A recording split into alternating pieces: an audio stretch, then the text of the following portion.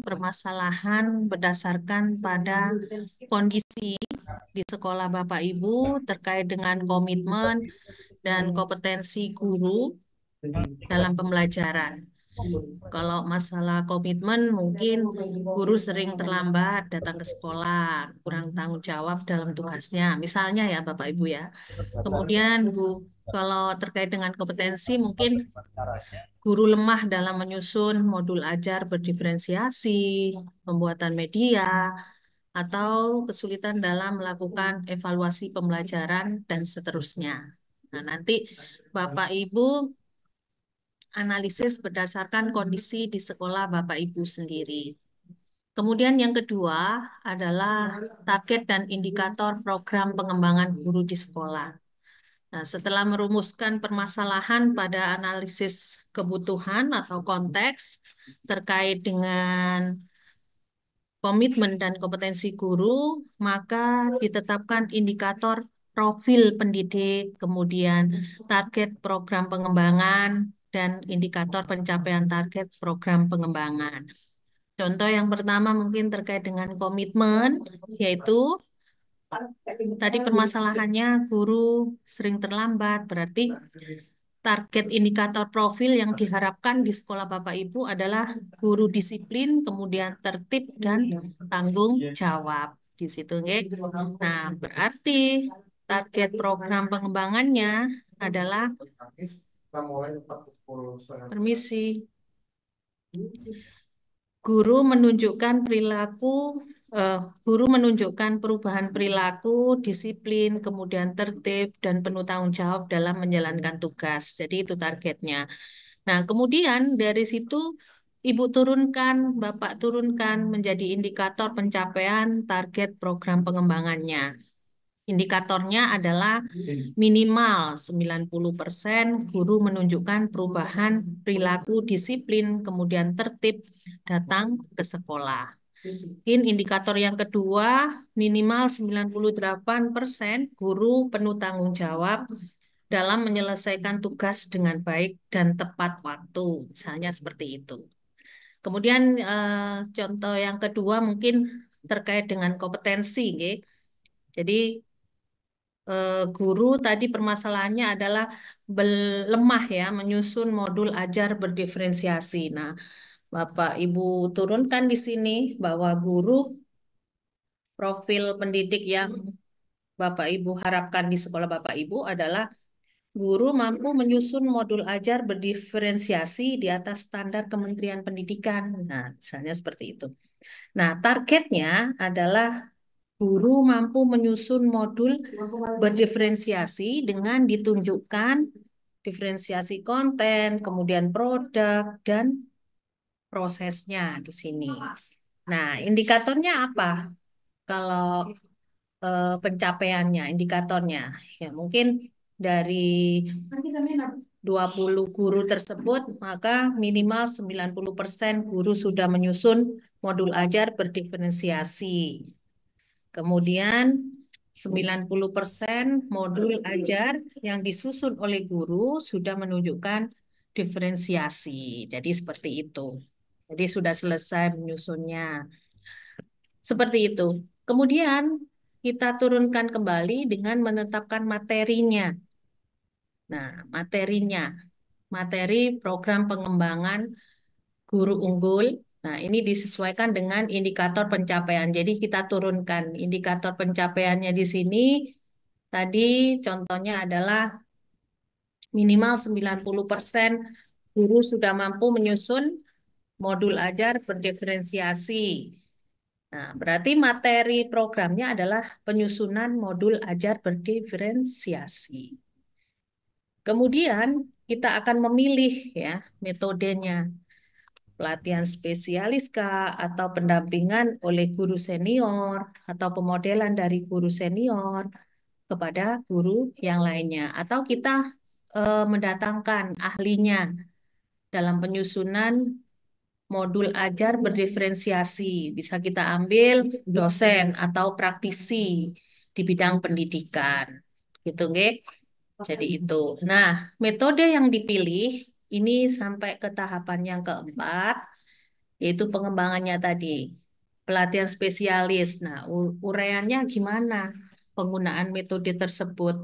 Oh, pelatihan spesialis ini dilakukan dengan pengelompokan rumpun mata pelajaran. Jadi masing-masing rumpun bidang studi dikelompokkan, kemudian dibimbing dan dilatih oleh tenaga ahli dari dosen atau praktisi pendidikan tersebut. Jadi ini Bapak Ibu jelaskan. Selanjutnya adalah langkah yang kelima adalah pelaksanaan dan evaluasi pengembangan guru pada sekolah unggul. Nah, di sini tadi materinya adalah menyusun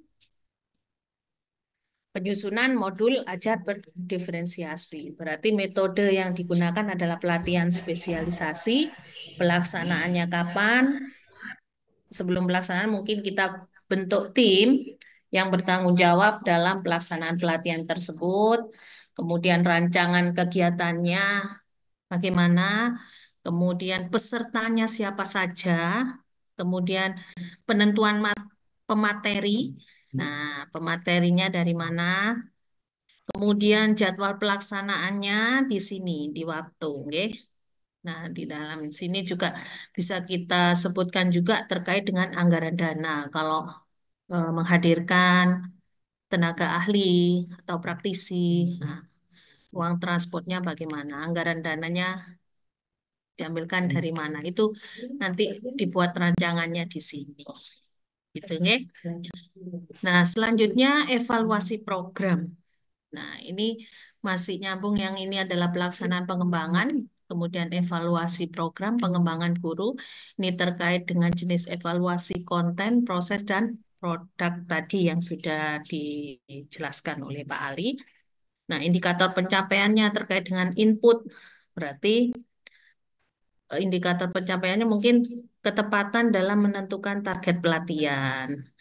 Kemudian memilih waktu pelaksanaan ini tepat karena tidak mengganggu pembelajaran misalnya. Berarti waktu libur semester di guru bisa melakukan pelatihan itu. Kemudian menentukan target latihannya. Nah, evaluasi proses ini adalah ketepatan waktu memulai kegiatan. Oh, tepat waktu dalam pelaksanaannya. Kemudian penggunaan fasilitas pelatihan bagaimana. Kemudian motivasi dalam mengikuti kegiatan. Udah, cek. Kemudian evaluasi produk ini eh, jadi seberapa banyak yang sudah tersusun. Jadi persentasenya sudah memenuhi belum? Tadi 90% guru sudah mampu menyusun modul ajar berdiferensiasi, kemudian nanti 90% juga modul itu sudah menunjukkan pembelajaran berdiferensiasi sesuai dengan karakteristik siswa. Nah, memang evaluasi ini kita lakukan setelah kita melaksanakan, Bapak Ibu ya. Ketercapaiannya ini juga dalam bentuk prosentase. Dari target tadi 90% sudah tercapai apa belum. Nah, ini baru kita bisa mengisi ini setelah kita sudah melaksanakan program tersebut. Nah, mungkin yang terakhir, yang keenam terkait dengan penghargaan atau pemberian apresiasi dan perlindungan. Nah, tadi ada tiga. Nah, di sini pengakuan verbal atau nonverbal. Jadi pemberian sertifikat ya berdasarkan hasil evaluasi. Nah, mungkin tadi melaksanakan pelatihan spesialisasi tadi berarti nanti kita akan pilih 3 guru terbaik, misalnya gitu. Dan dilakukan pada akhir semester. Penghargaan diberikan pada saat penerimaan raport atau apa gitu, ya. Kemudian atau juga kenaikan gaji berbasis kinerja. Nah, Bapak Ibu mungkin tuliskan di sini. Atau yang terakhir mungkin menjadi fasilitator pelatihan dengan teman sejawat. Nah, itu juga adalah salah satu bentuk penghargaan kepada guru tersebut. Selanjutnya adalah jenis perlindungan. Mungkin di sekolah Bapak Ibu sudah diikutkan tabungan pensiun DPLK. Nah, bisa dituliskan di sini. Atau juga sudah diikutkan BPJS, baik ketenaga kerjaan maupun kesehatan.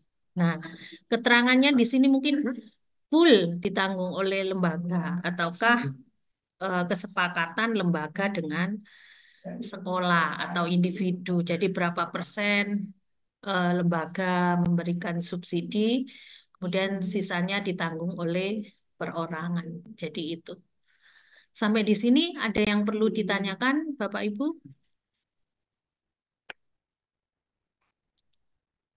Sementara belum, Bu.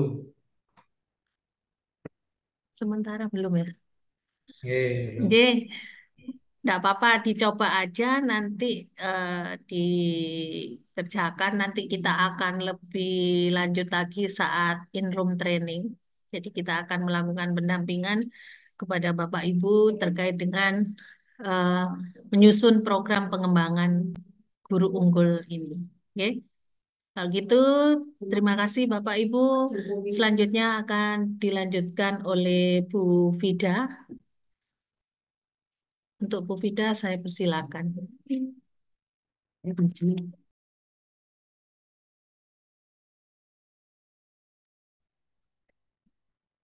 Ya, Bungkus, stop share dulu. Oke. Eh, terima kasih Bapak Ibu. Semoga tidak pusing, nggih. Ini kok banyak sekali begitu ya LKS-nya, LK-nya ya lembar kerjanya. Kalau tadi